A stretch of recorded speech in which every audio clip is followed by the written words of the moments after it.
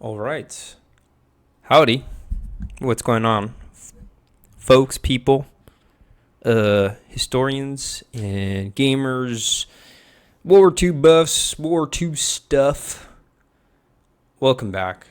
So, I'm still trying to get a feel for making videos, and so here we go. We're gonna making another video, throwing at y'all a little entertainment while I'm at it.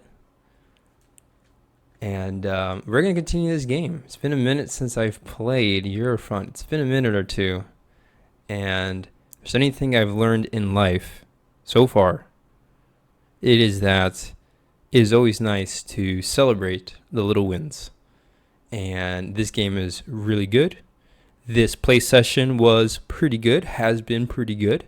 Maybe not the most exciting in my opinion, but there's been some very interesting moments that, at least as far as my solo playthrough shows, I'm still learning parts about this game. I'm still learning like the mechanics of the game and just getting a feel for it. You know, I love getting the feel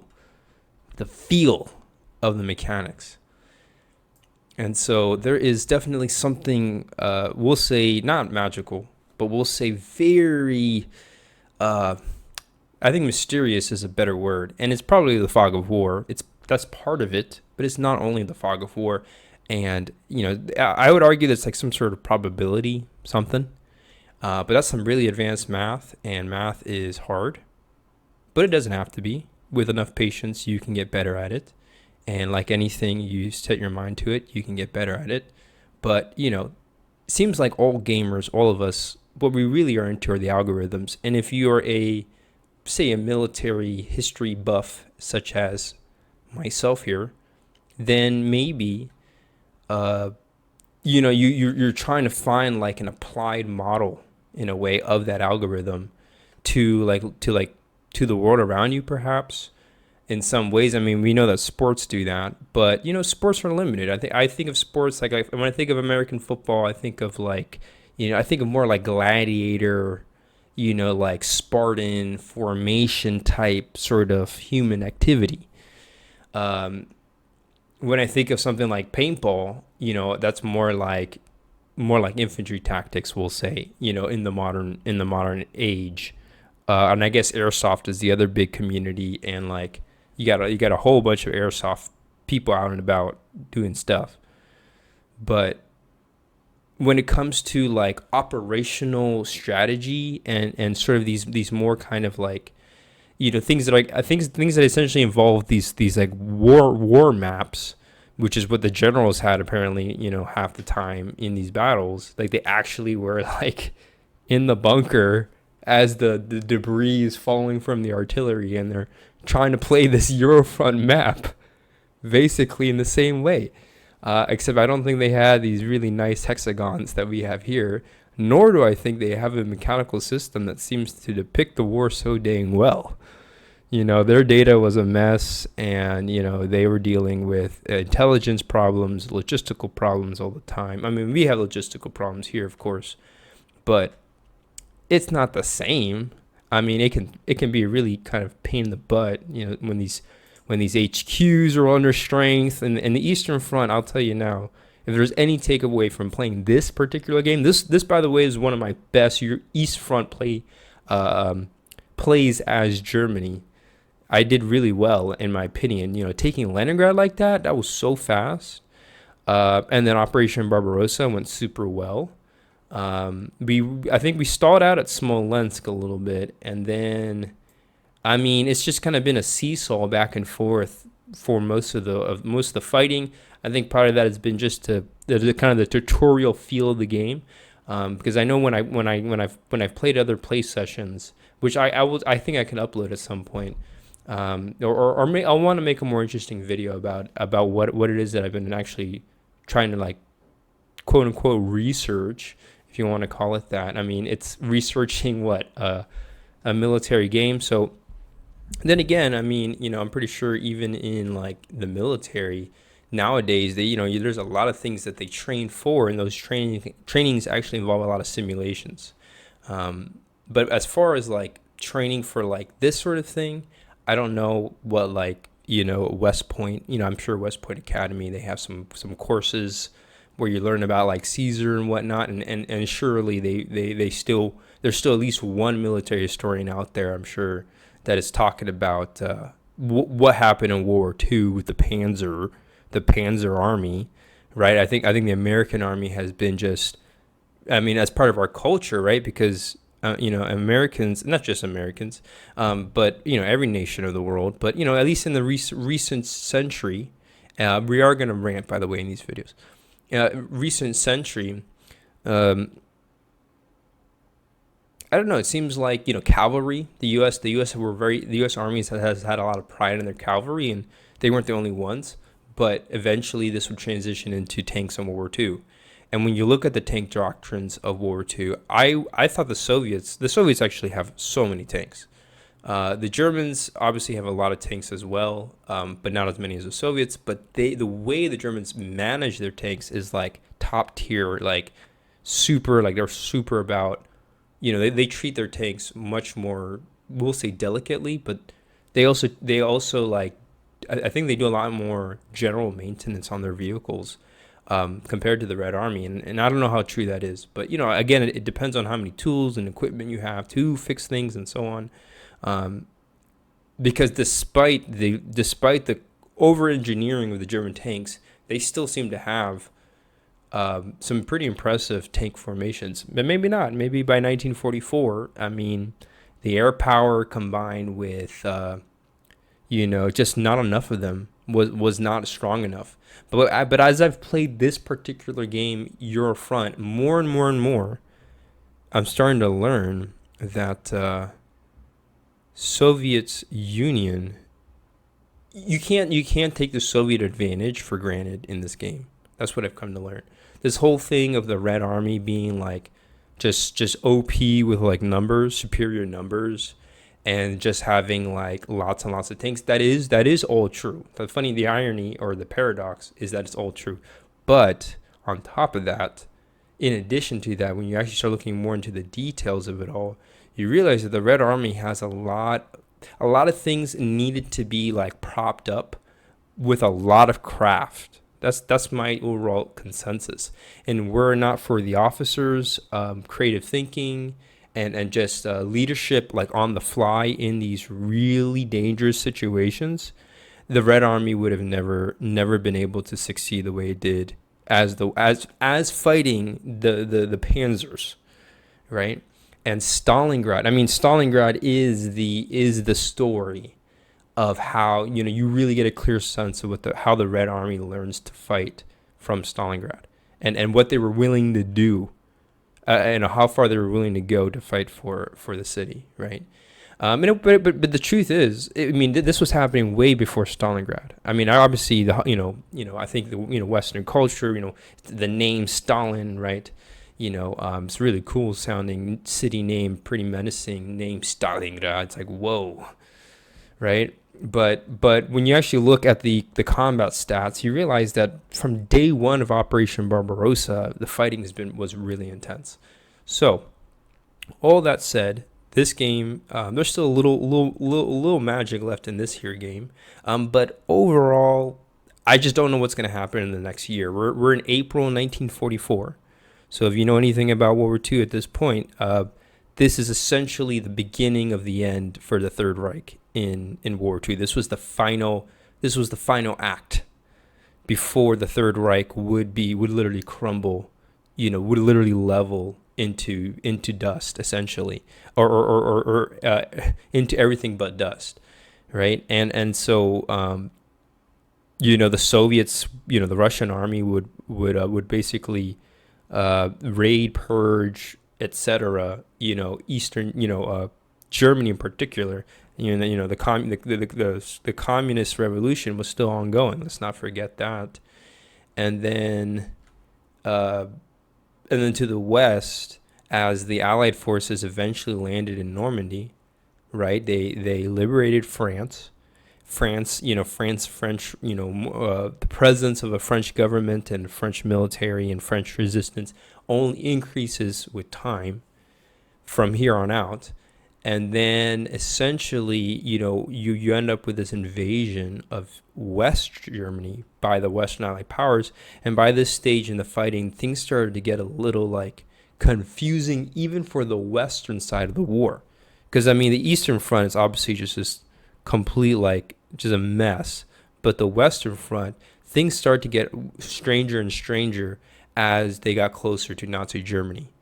And like the reality of Nazi Germany, starts to show itself. Eventually, the Holocaust is discovered by the actual foot soldiers, who are marching, right? I think Band of Brothers. If there's any part of Band of Brothers that really makes it one of the best World War II series to watch, to educate yourself a little bit on what was going on in World War II. And my only caveat is that you got to keep in mind that the American soldiers are the elite infantry of the Americans, so they were not they were not necessarily the standard, but in that series, there's one particular episode. It's one of the later episodes. It's after all the cool battle scenes happen, right? Because I mean, that's why most of us will come to watch a show like that. HBO show is the battles, but by the later stages of the show, it wasn't about the fighting. It was more about the psychological side of the war, and the Holocaust. Episode is, it was a masterpiece. I don't understand how the actors were so thin to play the roles of the Holocaust survivors. They looked really thin, the actors. So that was the part that really confused me. It looks so real. That was the part that really got me confused. So, and there's a lot of other good films about the Holocaust in that sense. But I think Band of Brothers really did it pretty well. Anyways, so this is clearly, if we zoom out, I'm going to zoom out a bit. And it's probably easier if I switch over to like a neutral perspective, because right now I'm playing as the Axis. I can do this. Boom. Now you can see all the black pieces that are the Axis. And if we're saying that this is the beginning of the end of the Third Reich, in this game, it is very different than what we have historically, right? If I had to guess where the front line would be by this stage in the war, this is right before Operation Bagration on the Eastern Front, where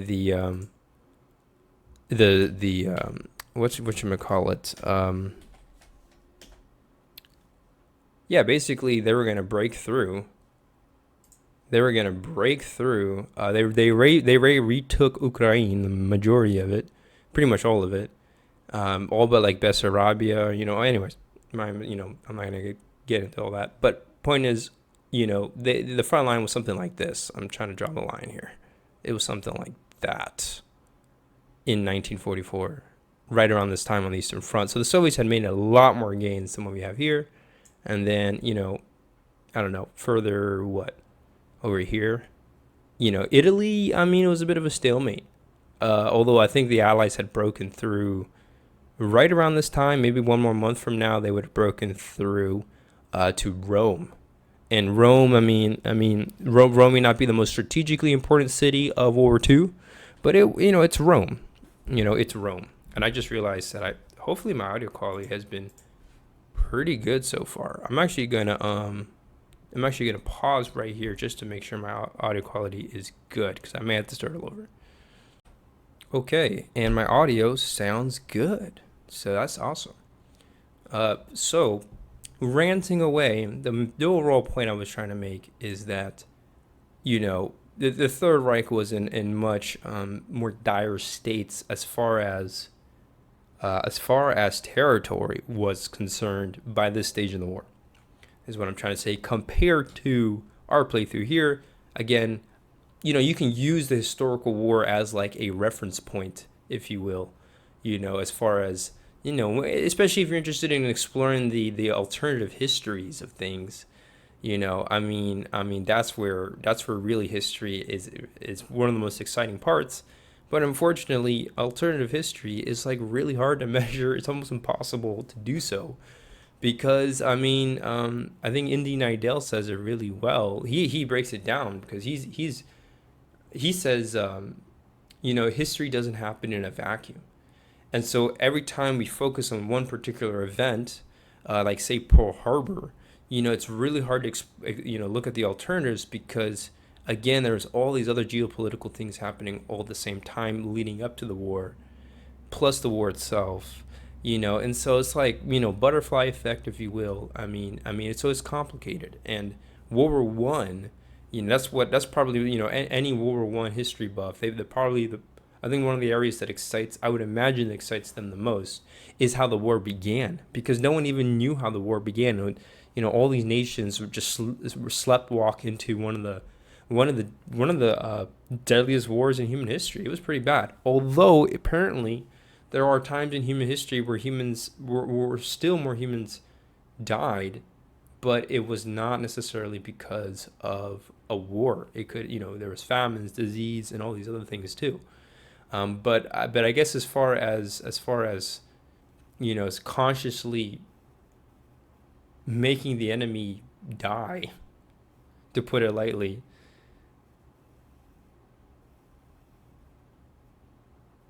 because I want to respect you too. I want to respect YouTube's policies here. Um, but yeah, the general idea is, these wars apparently were like, I'm not gonna say that they're conscious wars, because that doesn't sound right at all, right? These wars probably could have been avoided, but there was something ironically personal about the wars, even though the people never really knew each other. And when you look at the ideologies that kind of propagated the wars, that's really a lot of what seemed to have happened, especially in World War II. So there's a lot to unpack there, and you know, definitely rich subject in history to explore, absolutely. But it's a delicate subject. It's a very delicate subject. Um, and history doesn't happen in a vacuum. And World War II, I hear a lot of people still thinking about it, or recognizing recognizing its significance to our world today, because it is very significant in our world today. So, it's one of those things where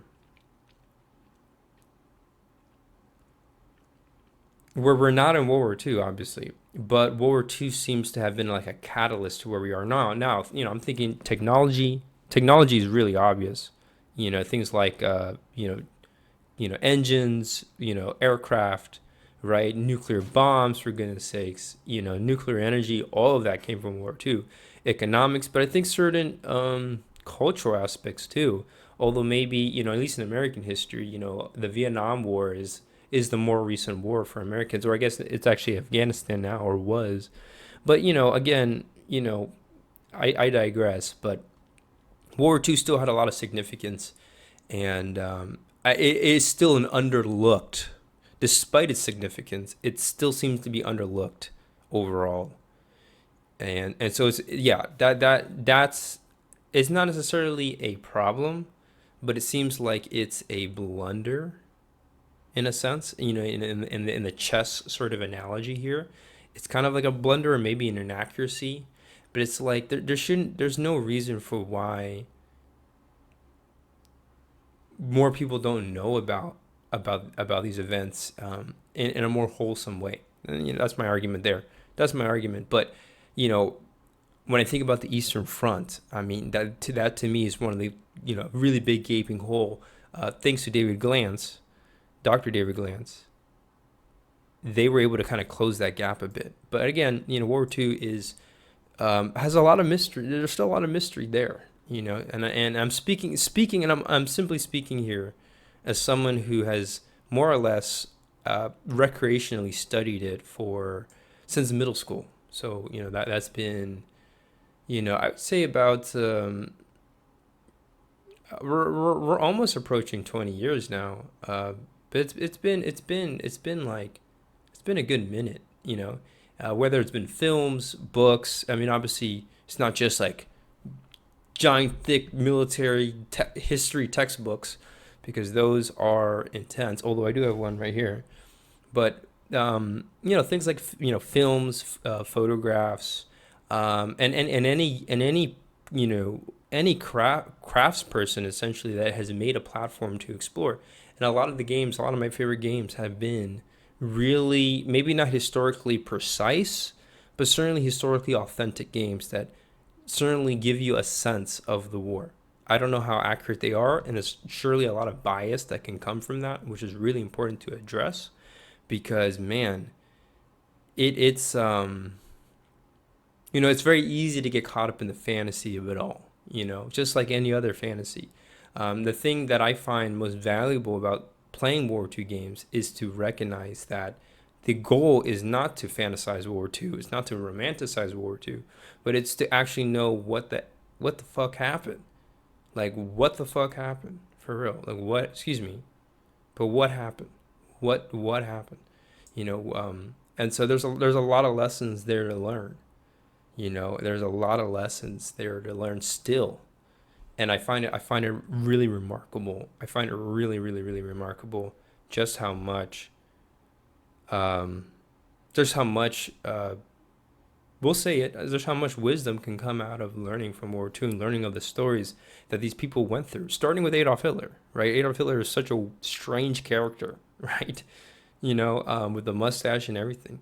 An artist from the whole backstory, all of it, right? And so, it's like there's a lot to unpack. So, anyways, we're going to keep playing Eurofront. This is not the only World War II game out there, by the way. There are many other World War II games out there, but it seems like I tend to be the kind of person, in my experience, that when I really focus in on something, I tend to be really thorough about it, and something keeps coming me back until I finally really understand it all for what it is. And so this is like pretty much like my one and only World War II game. The only other game I play, that's not true. I also play Men of War, but that's like a whole nother like environment. That's more tactical, you know. So I don't know. I mean, if out of curiosity, if you made it this far in the video, feel free to comment below and let me know any interesting game suggestions that you may have for another game I can explore. Try new things, it takes me a long time. I find myself going through a steep learning curve when I try something new, but if I just keep being consistent with it enough times, eventually I will catch on. So, if you have a really good game suggestion, and you want to teach me how to play, that would actually probably be the best way to incentivize me to explore another game. Otherwise, I think my audience, there seems to be a few of you who do seem to come back. The community is not very big in Eurofront. It's really not. So, a lot of the time, I mean, if we were to play this game the way it's really meant to be played, we would actually set the game up in person, right? And we would actually play, over a tabletop, right? But playing online, I mean, it's important to know that a lot of it is actually getting to know your opponent on the board, right? And so that's important to know. There's a lot of value in that, and I've played with people before in the past. It's not like I haven't, but if there's anything I've learned is that it's a big time investment. These games, it's not just like we can just play like a game of chess. Not even a game like this, the games that I seem to know of, they can take months to finish playing. They're really slow and tedious games, and I mean, it comes down to how much time do you have, how much time is available with everything that's going on. How much time is really available. So again, I'm not entirely sure, but I just throw that out there. If you can find someone to play with, all the more power to you, because there are not many people interested, but not many people know about World War II. So it's one of those things where like you kind of have to like talk about the war historically for them to even have enough curiosity to play a game like this with this level of detail, right? This game has a lot of detail. It can take several days arguably to learn the rules of the game, or maybe it'll only take a few minutes, a few hours if you have a really good teacher who can teach you how to play the game. But overall, let's jump into the game, and then I'm just gonna only do one round. Other play styles you can play way more quickly, but this is this is this is how this is this. All right, so I'm gonna go ahead and start the file. I believe we did production. No, not yet. And I know that very quickly, I know that because right here it is OKH. It's at level 2, and that to me does not seem right, especially on the first fortnight. If it were on the second fortnight, I would understand it more. So, good old-fashioned formula. It's the same algorithm as many times before. But basically, count the production, spend it on your units, then make your moves, and then that's pretty much do the combat, and that's pretty much the game, right? But there's so much more going on that we got to talk about it. So anyways, let's start with the Western Front production. I'm not gonna bother recounting everything, but the Axis production seems ridiculous. But they are 66 production right now in 1944, while the Eastern Front, they are at 82. Now those are numbers, you may not know what that means, but for reference, the Allied powers right now have 83. The U.S., basically the U.S. and its immediate allies, namely the British Empire, right? 83 production points. The Soviets have 61. So that just seems odd to me that, if you do the basic math right now, according to the math, the Axis production is equivalent to their allied adversaries' production, and it's 1944, and I'm like, there's just no way that's true, right? So maybe this suggests that there's something. Maybe this game isn't fully, what it could be, as far as being a true simulator, if you will. And I mean, how is that even really possible, right? I know that Hearts of Iron is apparently like this beautiful gem of a game, and the developers have done such a loving care. I've gotten to explore the UI a bit, and I did buy the game, but again, that learning curve is a lot. But the point here was, I've seen people play the game on YouTube, and to me, the game does a lot of things incredibly well. But if I'm going to give it any criticism, and I'm just speaking here as a critic, I just find that some of the scenarios really didn't make much sense to me. The oddest, arguably the coolest, but the oddest one was Japan invading California, and I'm like, there's just no way, no way that the Japanese would have, given that the U.S. population was bigger, and given that the U.S. economy, industry, naval shipyards were like tenfold bigger, the amount of ships that they were producing. I mean, some ridiculous ratio by 1944, 45 of just how many ships the U.S. Navy were able to build in only a few years. But there's just no way that the Japanese would have been able to outmatch that. And so from an offensive perspective, it's just odd. So anyways, having said that, Wolfenstein, such a cool game. Or I guess there was another one that it was like a Netflix series that had Japan occupation, Imperial Japan, Nazi Germany occupation of the U.S. So anyways, you can definitely get into a lot of the fantasy when it comes to World War II. Point is, though, as far as simulations are concerned, this doesn't seem right to me. Even though Germany obviously has much more control, the only thing that they have right now, two things that they have right now that would give them that advantage is the fact that they control Ukraine. All these industrial bases are right now under the control, and historically, the Soviets had retaken them by now. So that was a big boost for the Soviet economy. And then, by extension, also Leningrad. So maybe what's happening here, and this actually may be true, is that maybe the Soviet economy right now is just absolutely crippled.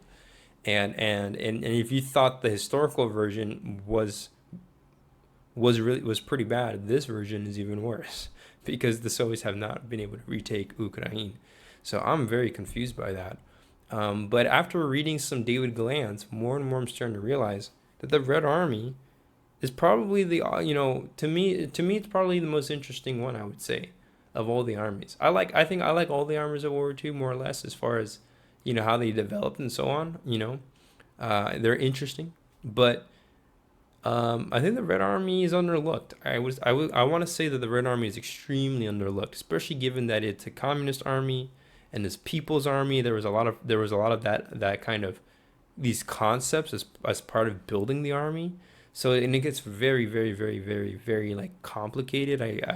The chieftain tried to explain like Soviet tank doctrine, and he ended up talking about like 45 minutes of like Marxist theory somehow when talking about tanks. And so it was just really confusing. It was a lot of information. It was a lot of information that pretty much went over my head. I pretty sure if I were to focus enough, I would be able to make sense of it, but some sense of it at least. But man, it was a lot to process, and yeah, the infantry and so on and so forth. It's just very bizarre. It's a very bizarre army to me. This Red Army, and especially like the combat stats are even more odd because sometimes they do really well, sometimes they do really poorly, and it's really confusing. The Wehrmacht a little bit more consistent, although they do sustain some pretty heavy casualties, brutally heavy casualties as the war goes on. By later on in the stage by the end of the war, I mean their casualties are pretty much on par with the Soviets. And then the Western Allied powers, their casualties were actually quite low, but the casualties amongst their combat units were really high. So that's the difference. So, anyways, these are generalizations, and these are kind of like you can almost think of them as like, almost like I don't know. It's like ballparks. That's the figure of speech. It's me throwing darts at the target. Of history. So please understand that. Don't take all my words. Literally, because I'm sure I've gotten some facts or some generalizations wrong. So it's important to understand that I'm trying to speak in generalities here, right? And I think that's a good approach to history overall, because there's just so much information that like you're just not gonna know it all. So there's an advantage to like, I don't know, just trying to see the bigger picture and just kind of like just grab the pieces that like you're able to understand and try to find the analogies. So to me there's almost like it's almost poetic to learn history. To me, learning history is almost like the poetry of reason in a way. It's not so precise and rigorous as mathematics, or any other field of science. I mean, maybe some fields of science are actually very do go with the flow quite a lot. But history to me is demands a lot of intuition, and it also demands that you do have some pretty strong, well-grounded facts, essentially, or at least events. I like to call them events because you want to know, when, where, and what happened. And I would argue that they're basically, and events are constrained by, space-time constraints, space, where did it happen, and what happened. At least those two questions, right? This is what this game can kind of explore. But then you also have the why it happened. Then you have the how it happened, and then who it happened, by or with, right? So that's pretty much that. But yeah, if you are enjoying this, definitely give it a like. Definitely giving me some feedback. Feel free to comment below, that sort of thing, or comment below, please, if you have any inputs. There you go. Either way, I mean, this I'm putting this stuff on the internet, so it's gonna be on the internet for as long as the internet is around. So for all I know, like this recording could be like an artifact of like the year 2024 humanity, and they can know what a historian sort of thought about some of even older events, right? Because that's how history goes. So yeah, let me continue with this file. Definitely continue with this file. I didn't even start the log file. How far are we in this video? I have no idea. Well, I'm pretty sure we're pretty far. Okay, actually, I'm actually doing pretty well with time. I thought it would be like freaking 1 hour by now, but no, I think it's been about 40 minutes, give or take. So I got about 20 minutes, and my goal is to keep these videos like within an hour, ideally, because I think anything more might just take way too long.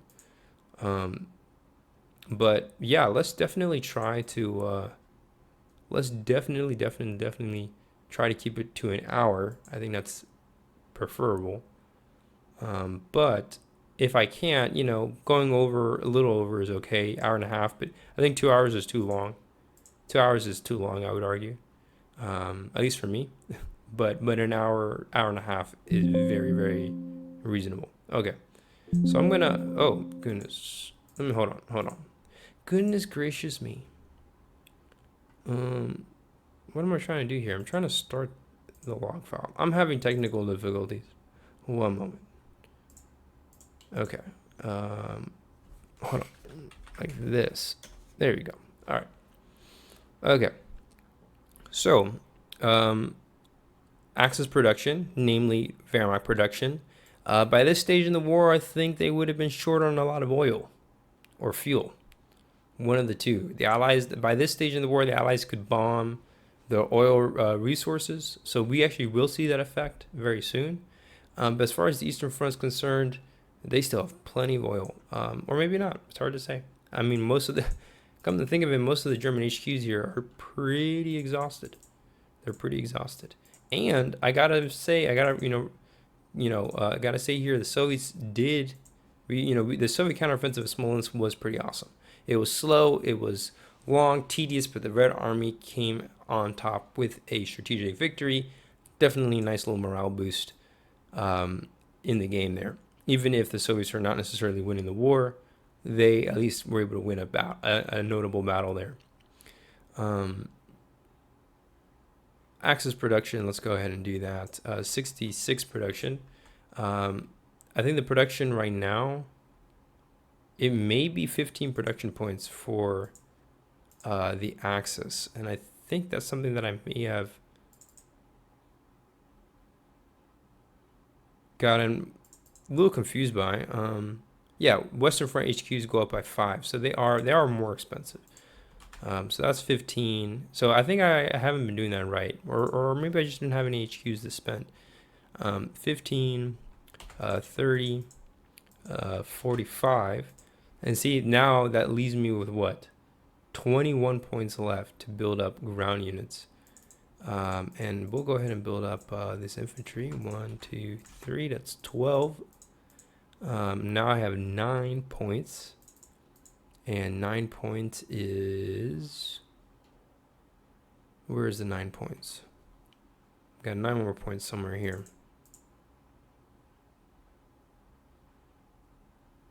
Well, we don't really have... I mean, I've kind of built up the entire German force pool. Okay, we can build up these infantry here. We can build up 1 here.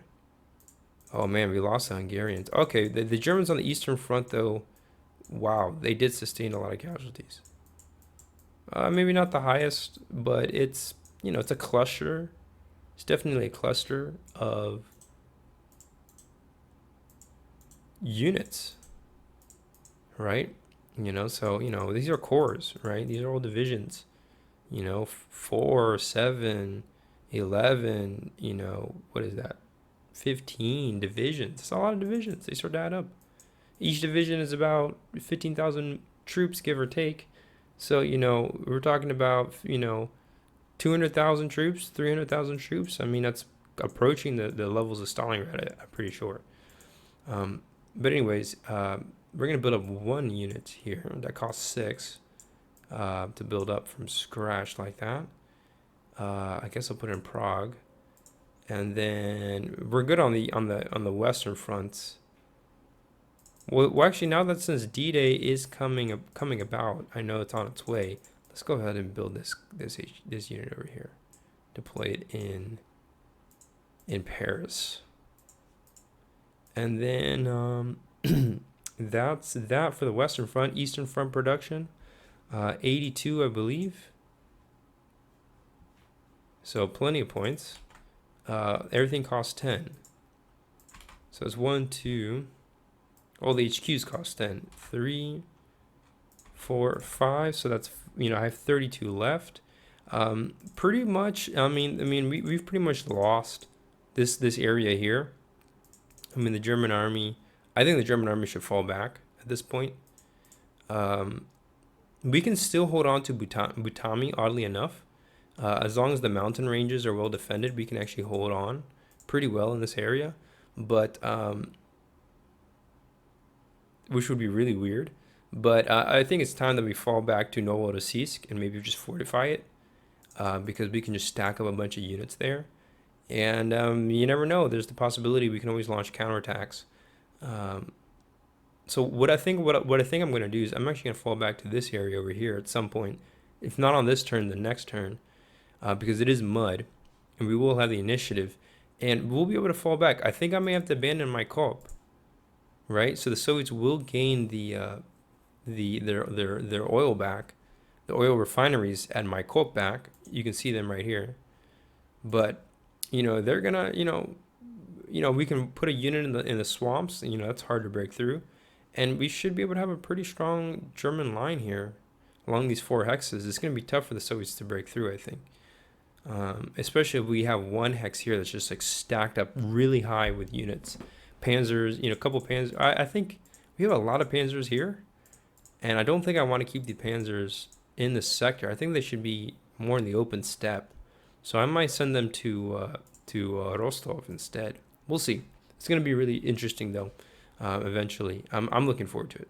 That's what I'm trying to say. This geography here is probably the most interesting part of the Eastern Front, arguably. The Crimean campaign, Sevastopol, Krasnodar. Obviously the attack towards Stalingrad, right? Stalingrad is over here. And it will happen throughout 1941, 42, but also 43 and 44. We forget that the Red Army came and took back all this territory. And they pushed it all the way back to Odessa. And by the way, growing up, I would call Odessa Odessa. I thought it was Odessa, but apparently it's pronounced Odessa. So like the accent's in a different place there. But it's just very, very interesting as far as like operations are concerned. Pretty interesting area. Then again, the Leningrad approach, also really interesting. It's all very interesting. It's all pretty interesting. Anyways, 32 production points for ground units. Let's figure out, let's come up with a good plan here. The Soviets obviously smashed. I think we should prepare a counteroffensive if we get the chance. So let's focus on doing that. I'm going to build up these infantry up. That was 2. I'm going to build this SS Panzer Corps. That's another 8. So I've already spent 16 points. That's going to leave me with 16 remaining. And the question is what to spend them on. And I'm pretty sure that's how the Soviets actually defeated the Wehrmacht. They pushed on 2. They had 2 winter offensives, one here and one at Smolensk, and we weren't able to stop them at both. We slowed them down immensely over here, but we did not succeed at protecting Smolensk. And to be fair, we launched some pretty strong counterattacks here, and it still wasn't enough to stop the Soviets from gaining ground, but at least they did not reach Novorossiysk, right? But what I'm trying to say is if the Red Army tries what they just did again in 1940, in the coming summer period, or just at any point in the game, it's going to be tough for the German army to recover. So it really comes down to which side is able to lick their wounds the fastest. And given the strength of the German production, that's 82, relative to the Soviet production, even if the Soviet units are cheaper, I don't think the Soviets may have a strong enough advantage to replenish their casualties, as we saw historically by 1944. So there's that. There's my spiel. So what to build? It's mud. I gotta remind myself it's mud, so I'm not gonna get too worried here. But I see a lot of armored units, but I don't see a lot of infantry. I only have 2 infantry left. The infantry got chewed up pretty badly over these last few battles. So that's not good. So I'm going to build up the infantry, these mountain units, because I just don't like the way the quality of these German formations are. This one's at level 1. It's just they're all under strength. What the heck? And I don't have enough points. So right now I only have 6 points left because I just spent 10 there. And I don't even have a mech unit to build up. Oh man, that means we got to pull these guys out. We're going to have to withdraw from a lot of positions. I think we're going to have to withdraw from a lot of positions for sure. And that's fine. That's just the nature. That's the yin and the yang. You know? So, we'll just build up this mountain unit. Finally, build that guy up. Okay, we have not been able. I had a whole another like mini army group, right? There's army group A here, but throughout the entire winter, all the resources were directed to over here. I don't know what to call it, Krasnodar Peninsula, and then also defending Smolensk quite a bit.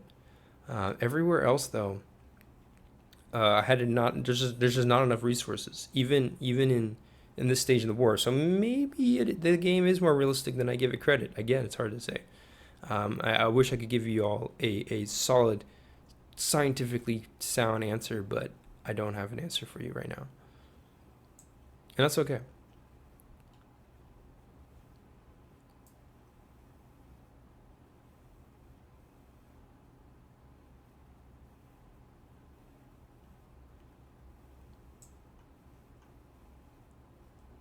So I'm done with the Axis production. I think we're done. Oh, Mediterranean front? Nope, don't have to do that because it's gone. Okay. We'll switch now to the Allies. And then I think we're going to do their production real quick. The Allies are probably the ones who are going to have... They're the ones who have the most amount of momentum, right? Because their economy is the strongest in this game. And by far the strongest economy, right? Although I guess, Third Reich, East-West, different. But we definitely got a lot of units here stacked up for Operation Overlord. So you best believe we're not going to put that to waste. Build up the HQs. Any allied units? None. To build up, they're all been built up. So we're just building up the HQs. Okay, that's 50. I still have 33 production points left over. Like that's a huge surplus. We need to what is it? Quench. I don't know. There's a word, but there is a rebellion here in Tehran, Persia, and we have to go and neutralize it basically because it's interfering with our Lend-Lease route to the Soviets. Furthermore, over here, the Germans took Murmansk, so the Allies can't even send Lend-Lease through through 2 of the 3 routes to the Soviet Union. The third route being coming from the Pacific side, from the United States, and that one was not interfered with. But the Soviets definitely should make a push to Murmansk if it's not too late. I mean, they have to deal with the finish and then push, so it's not an easy journey. But I think it's going to be worth it. I hope it's worth it. I know that in the geopolitical aftermath of our game, if such a thing were to exist, the Soviets would want to take Murmansk. So that's what we're going to do. So this HQ is going to be built up. I think we're finally going to make a move in this northern sector. And I've been holding off for too long. Stavka, building that up. We have 61 production points, right, for the Soviets? Or 62? 61? Not a whole lot. So that's 30 already. Oh my gosh, everything is just going to be spent on the HQs because the Soviet army seems to almost be identical to the German army. It's wild to me how by this stage in the war, they seem to be almost mirror counterparts of one another. And that would make a lot of sense in a solo playthrough. But yeah, I think as far as ability, I mean, there are slightly different play styles, especially given the Red Army. They just have a lot more mechanized formations than the Germans do, right? But the German formations are typically larger, stronger, arguably, uh, on an individual basis. But when you add up all of the many Soviet units, Soviets have a lot of firepower. The Soviet fronts demonstrate to have a lot of firepower, but they're very flexible. There's a lot of flexibility there, which is really what stands out to me about the Red Army, with its flexibility. And obviously in the beginning of the war, it wasn't very impressive, but by the end of the war, holy macaroni, like whoa, and so what is that? I think that's just learning through like trial and error, and like you eventually, if there's any lesson there, if you dedicate enough time and energy into developing or getting good at something, you put enough practice, chances are you're gonna succeed. So you are beating the odds, but that's just how it goes. And so yeah, I think the Red Army demonstrates that a lot. And I think the best analogy here for the Red Army, to me, I saw a book that was talking about the Soviet Air Force, and I think it was called the Red Phoenix. The book was called the Red Phoenix, and it had, I think, this LA-7 fighter on it, or it was LA-5, and it kind of had the red triangles on the nose.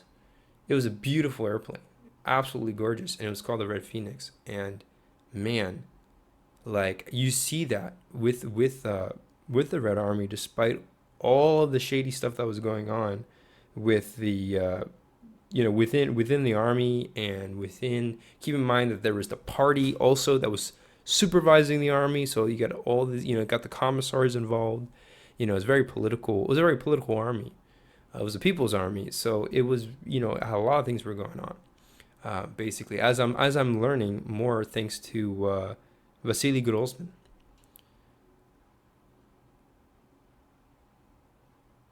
So that's that. Soviet production there done.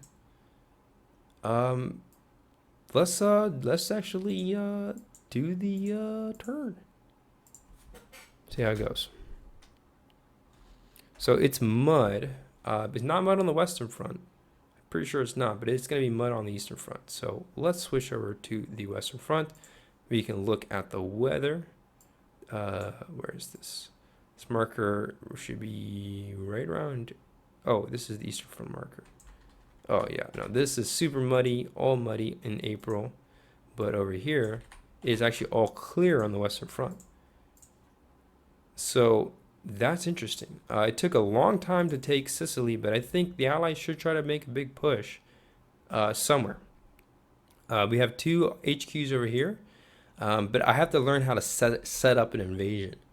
And so I think I already know where I'm going to invade. I'm not going to say it. But if you can guess below, all the more power to you, because it is trying to use reason to deduce, what's the best course of action. And yeah, the only problem I see is that like a lot of these units are just out of position. They're just not in a very effective position, which is a little inconvenient, quite frankly. So this is what I'm going to do. I'm going to activate this HQ here, and it's going to command all these units in the Mediterranean, and I'm going to have them shuffle around so that we can pull off a super duper badass invasion on the next turn. So that's exactly what we're going to do. I'm going to move up, let's see. We're going to go like, let's see here. We've got a lot of options. Lots and lots of options.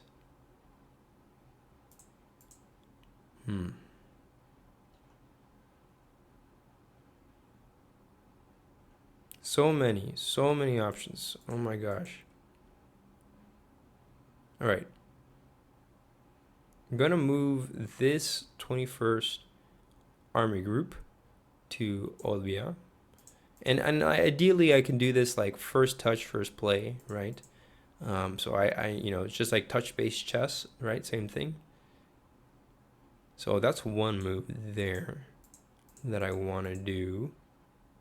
That's not the only move I want to do. I'm seeing actually some flaws right now in what it is I'm trying to do. And that's no bueno.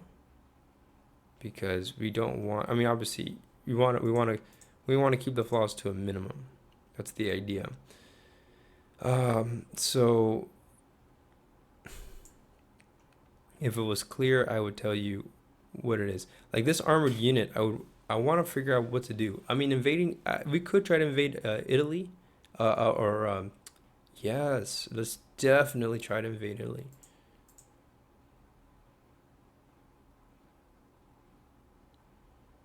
All right, I think I got a game plan here. We're gonna go 1, 2,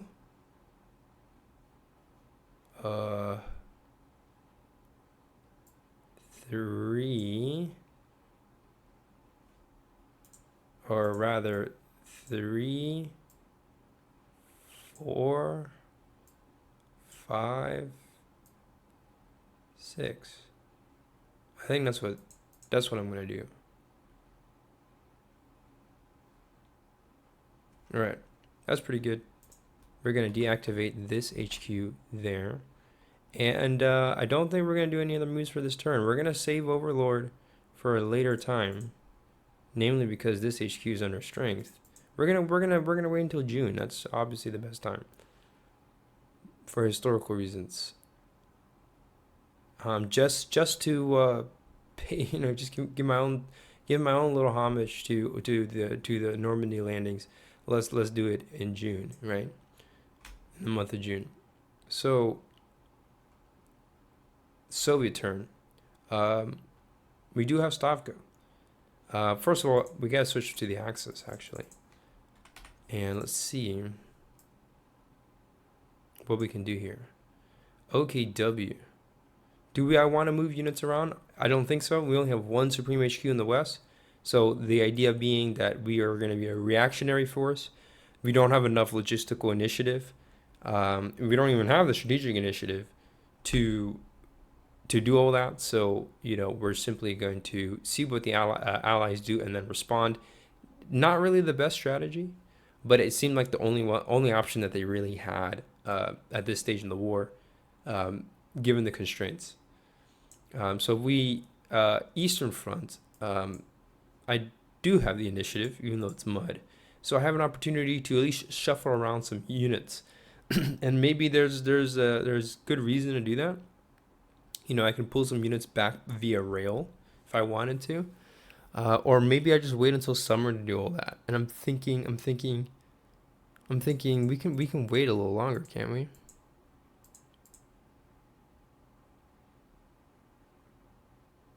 I mean, this situation, yeah, we're going to have the strategic initiative. So I think I'm going to pass for the Axis on this fortnight. Then we're going to go to the Soviet side. And all I'm going to do with the Soviets, since a lot of their HQs are just completely exhausted, is I'm going to try to get these units to move up. Some of them, and that's the idea. So we're gonna go 1, 2. I think I'm allowed to stack up like that normally, pretty short. And by the way, I'm trying to play this time without the rule book because the rule book definitely slows the playthrough down. But hopefully by now y'all get the picture of like tutorial, and you can the links are below if you want to actually get access to the rule books. And just give it a good read. You may have to read it over. It's more like reading an encyclopedia than like a book. And so there's just a lot of information. And so if you can just chew it down, then eventually you're gonna be able to play. I think the best thing is to find get motivated to want to play and explore the game if that interests you. If it wasn't for some of my old pals, I would have definitely not have even had the courage to play this game. I don't think I probably would have. I think I would have still been playing Europe and Golf, which was the other game I was a big fan of, which was essentially a simpler version of the game of World War II. But yeah.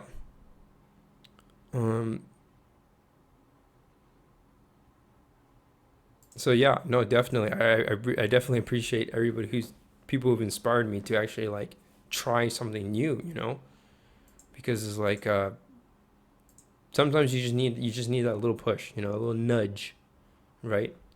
To figure out where you're trying to go in life. So I'm moving those 2 units forward. That's 2. I've got what, 4 more moves, and I don't even know what to do. We got all these units. It's mud, so there's not really much to move around. But obviously, anywhere where we can make some corrections, minor adjustments is the way to go. Let's try to attack.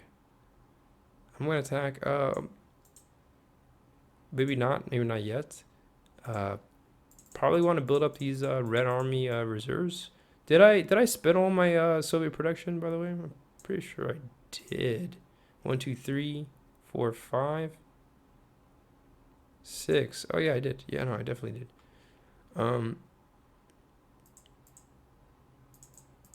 So I'm trying to figure it out. I mean, the only adjustments I would want to make right now is to build up the units themselves and actually attack with them. So maybe I was a little too ambitious with building up all these HQs, but I wanted them to be ready for the coming summer. I think it was worth it. But as far as movement, okay, we got a few more. Let's get let's advance. Or maybe let's advance. Hold on to this territory a little bit. Try to contest it a bit more. Be more aggressive with the Red Army if we can. Although it's important to keep in mind that the German army's ability to counterattack is just absolutely brutal. Absolutely brutal. So anyways, 1, 2, 3, 4. And I only got 2 moves left. And I think what I want to do is this Bryansk battle. I think I'm gonna call it a stalemate here for now. And so what I intend to do is pull back some units that really don't need to be there anymore. We're just gonna leave this. We'll zoom in. We're gonna leave this 4th or 24th Guard Army, and it's supporting 2 Soviet tank corps.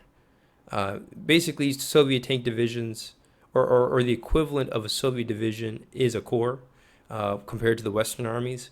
So everything is scaled off by 1, and I think that was done for deception, deception reasons as part of the fog of war. But the idea is, 24th Army, 2 corps. Got it. All right. We're almost done here. By the way. We're almost done here. I appreciate your patience if you made it this far. Been talking a lot. I've been saying a lot of words. My mouth even is parched. That's how I know I've been talking for quite a minute. But there you go. Some simple moves. And then I just realized, though, that Stavka, dang nabbit, is not in Moscow. So it's actually a disrupted HQ, meaning I only have 4 moves, not 2 moves. So I want to return these guys there and then put them in a safer position. And then we're going to now deactivate the Stavka. They finish their, redeployment of armies, and then we're going to send them back to Moscow. And that way they can be there pretty much until we essentially retake Ukraine. I still think that should be priority number 1 for the Red Army, and there's still a chance that we can see it in this game. So, time will tell. We've got about, a year in our war game here. So what is that? A year? May, June, I mean, a lot of it's, another couple, months of not so good weather. The summertime is going to be definitely hot summer for sure. I think both sides have a lot of offensive potential. German counterattack versus Soviet offensive potential. We'll see what happens. It's going to be interesting Eastern Front, nevertheless. And then that's it. And then we're going to roll into October, November, and then the final winter. And basically by the time we get to May of the following year, the game is essentially over. So that's it. And then the game will end automatically. I think it stops in May 1945, or it ends that summer. And then you can count a point system and tally up which side is the victor based on territory control. Although I do think that they should also find a way to measure casualties to really know which side performed better. But obviously, in a board game, I mean, unless you have a table, right, like a notepad or something to actually keep track of everything, you're just not gonna know. But I know that a lot of games, Hearts of Iron, Men of War, most of the real-time strategy games, they tend to show you a little bit more of the statistics of the game sessions that you have. But this game here, it's just it's more like chess without the amazing website. Um, so that said, let's move on to the next Fortnite. April, finally. Let's see some badass moves. We're gonna, okay, gosh, dang nabbit.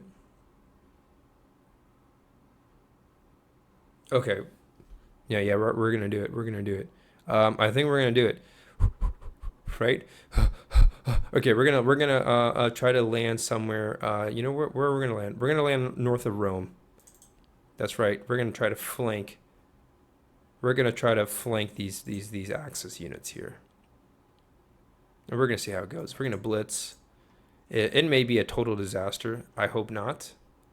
Do we have any mech units? We do. We only have one. I gotta remind myself that the Germans have Panzer Corps all around here. So if our invasion fails, that's no bueno. We want to make sure that we launch an invasion that succeeds. And I think the best way for the Allies to succeed is to make sure that Germans can't kick them out of that beachhead in one single blitz, which is exactly the German game plan. It's like 100% the German game plan. So that's something that I gotta be aware of. So do we risk it for the biscuit is the question. I think I'm gonna go for it. So we'll see how it goes.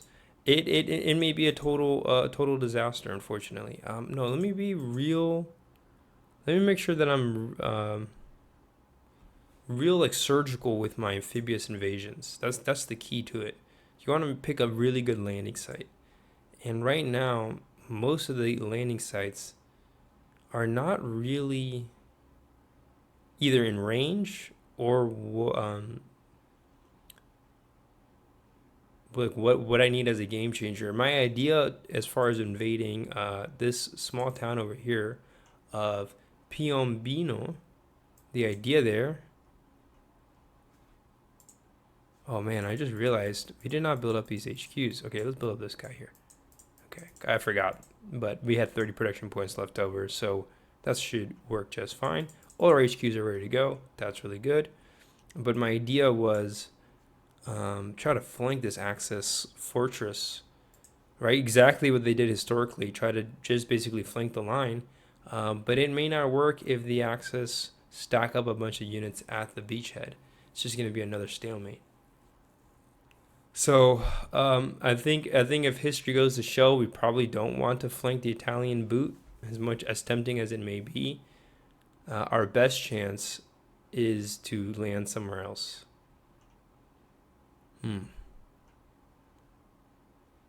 Unfortunately, the areas that I was going to go for are not in range.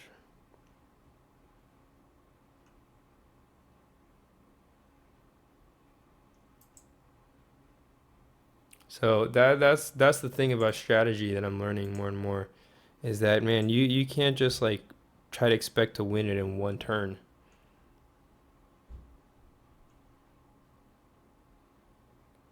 No, it takes time. It's more about flow. So I'm trying to figure, and that's the thing about these games. It's just like, it's a turn-based game, so you have to focus on one turn at a time, right? But it's actually a flow. So, what to do? I'm still trying to figure it out, folks. I think I'm gonna try. I really want to see some action on this turn, but something is telling me that if I don't know what to do, the better move would be to just wait. And that's a lot of what I've been doing in this game. Has been a lot of waiting, hasn't it? So I'm not sure. Maybe I can try to go for southern France. Seems a little out of range. try to go for Rome. But I will say I am afraid of failing here. That's really what's holding me back right now is this, this fear of failing. But guess what? How else how else do I expect to get better if I don't try? And so I'm gonna go ahead and do the landing anyways. We're gonna blitz. I'm gonna mark the invasion site over here.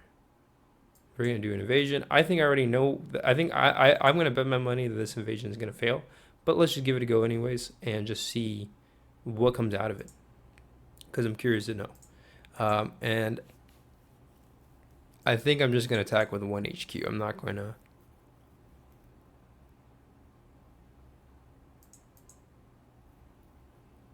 Man, so that means we're only moving up with 2 units.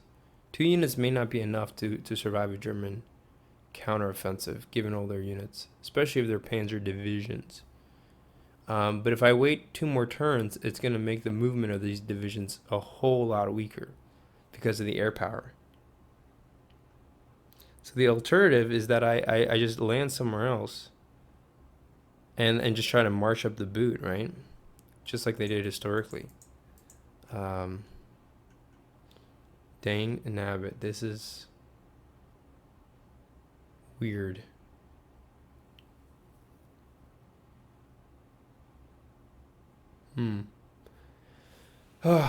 I can't even tell you what the exact plan is right now, and that's okay. But I feel completely stuck. Let's just go ahead and do it. I'm still very hesitant here, so thank you for your patience as I'm trying to figure this out. Try to feel it out, feel out the mechanics. But we're gonna go ahead and we're gonna blitz. Just like it just seems like this is not the wisest move right now. But I wanted to see some action. So we'll see how this goes. Good news is that we do have extended air range and we have triple fire air support. And so that's the good news. That's the great news. Our air power could totally smash the landings. And if this unit survives, I can then proceed to move up an armored core. And those 2 units combined should have some pretty strong defensive abilities. So there is that slight chance that I don't think the odds are favoring us, but there is that slight chance that our chances of success are indeed higher than you would think. And to me, that's fascinating. You know what? I'm going to go ahead and do the airborne drop too. Because, this airborne drop is not even in range of where I wanted to land.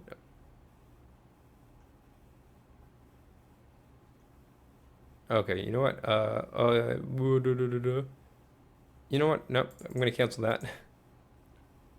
And we're going to go ahead and... Okay. Start the battle. We just run into a Panzer Corps. Fan freaking tastic. Let's see how it goes. Drop the airstrike. Ooh. Triple fire. Those are 3 hits. The Panzers get smashed. They roll. They score a hit amazingly. The infantry roll. Oh, if only we had scored a hit. If only. But not to fear, for we have a second round. Second round is here. And we will go ahead and reinforce. I kind of want to send infantry, but best if we move up the armor. 8th armored. And now we got another round of combat. I don't think we have air support, unfortunately. 1, 2, 3, 4, out of range. So this actually, I think we have, man, we may not even have combat support actually. But anyways, Panzer misses, and then the ground units roll, nothing. Okay, so good battle though, good start. Off to a good start, so that's pretty cool. And then, for our supply phase, we're gonna go ahead and deploy, which US Corps was that? Okay, that was the 2nd US Corps. Really glad I built that up. And we're gonna go ahead and set that there. Beachhead is set.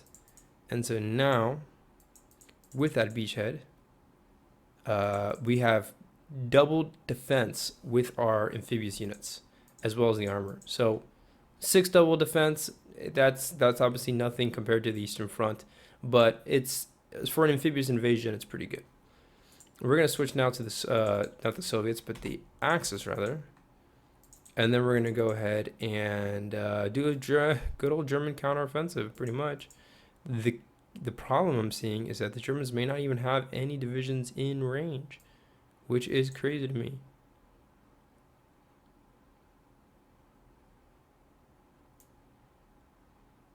Okay, no, we're gonna activate. Oh dang, you know what? That's weird. Okay, we're gonna blitz. Obviously, we're gonna blitz. And then I don't think I need to activate OKH just yet, or OKW just yet. But I think maybe it's a good time to do so, because I'm gonna just deploy these units to the Eastern Front anyways. So let's go ahead and do that. 1, 2, 3, 4. I don't even know where to put these guys. Probably start having them make their way towards Ukraine, I'm pretty sure. Also the Central Front, although I think we have pretty good chance of counterattacking. But just pretty much anywhere where I want to have the advantage. Yeah, Ukraine. Let's go ahead and do that. So that's going to be, actually cancel that movement. 1, 2, 3, 4, 5, 6. Oh man, 7, 8, 9, 10. Okay, that's pretty good. And then we'll go ahead and do 1, 2, 3, 4, 5, 6, 7, 8, 9, 10. That's 5 moves. The last move I wanted to do is to get this armored unit that was out of range and have it go all the way that way. And then I'm also going to move up this corps as well. And I do have another Panzer Corps over here in reserve, but we're going to hold off for now. The only problem right now is that I have kind of a gaping hole here on the flanks. So that's that. Unless I want to make strategic adjustment and adjust some of my strategic moves. You know, our Axis defensive line will be more or less strained at the present moment. Maybe this is a good time to actually fall back altogether. Let's do that. We're going to blitz, and then we're actually going to... Yeah, I don't really care if I lose Rome at this point. We're going to fall back. So I'm going to cancel this strategic move. And then I got now one more. Do I abandon Naples? Probably. Or let's just have this unit, infantry unit. Oh, we're going to have to move it via rail.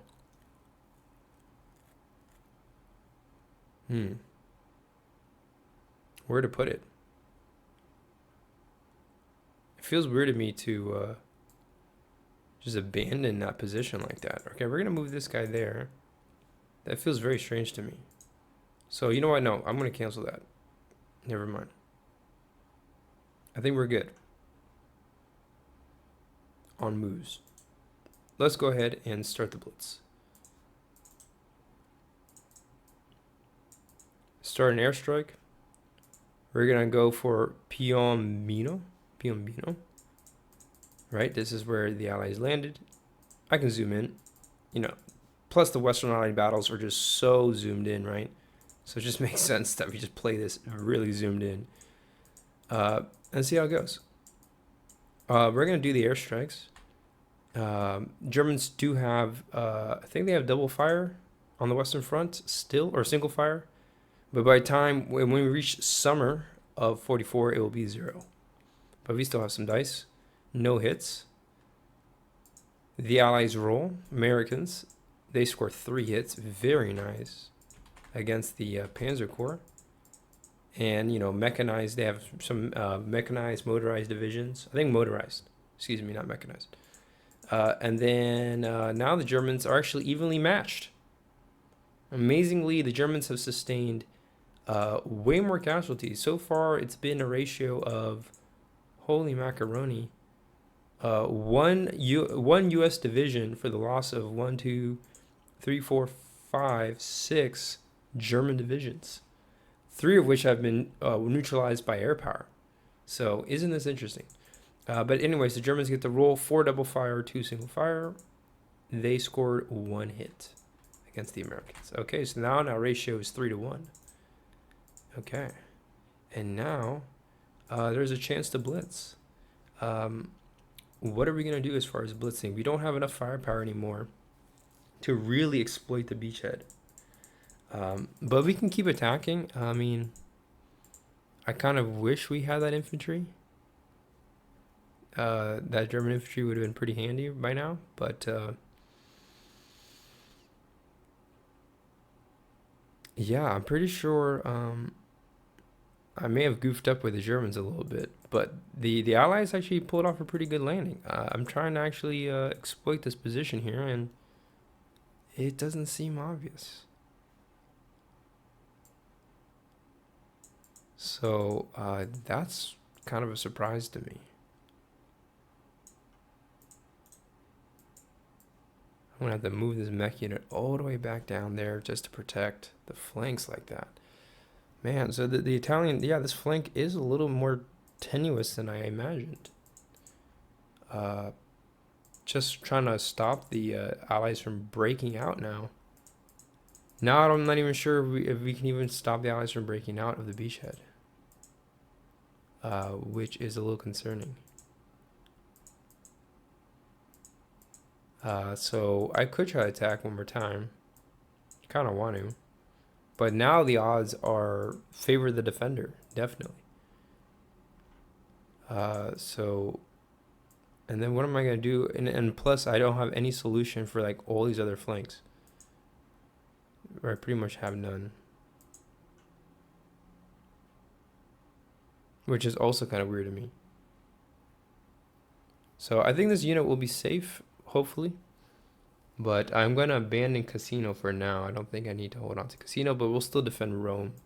But yeah, we're gonna go ahead and keep attacking. The Germans love to attack. We're gonna keep attacking. All right, so airstrikes. Let's go. Nothing. Defenders, 3 double fire. Oh, the Americans just clean sweep the Germans on this one. 3 more hits for the Germans. We get to roll. Boom, we scored 1 more hit. So, man, talk about an imbalance of casualties. 3. So, dude, that's what, dude, if there's any lesson here, I thought the American landing was going to fail, and I was wrong. So, look at that. What the heck? Well, it's not over yet, but the the stakes are high. The stakes are really high. The Americans lost 2 divisions, or the equivalent of 2 divisions. The Germans lost the equivalent of 9 divisions.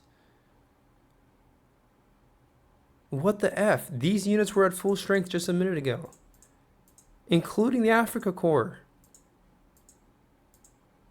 Wow. Or at least one of the Africa Corps. The Desert Africa Corps over here. But what the F? So weird. The Americans did really well there, huh? And I think on that note, I'm going to wrap it up on this turn. I think I had fun. Hopefully anyone who watched this had some enjoyment as well. And we're able to, I guess in some sense of the word, experience this journey with me a little bit, to some extent. Obviously this is a recording, so, I don't really know how real that may be in that sense. But, I got to play. I'm really glad I was able to share this experience with someone out there, whoever stumbles upon this. And this was cool. Definitely a lot of action too. We got some military history, combat action, all that good stuff. I'm going to wrap it up. Let's zoom out again before I do. And now the situation in Italy changed even more, right? So we still got that 1 more year. And it's really interesting to know just what will happen.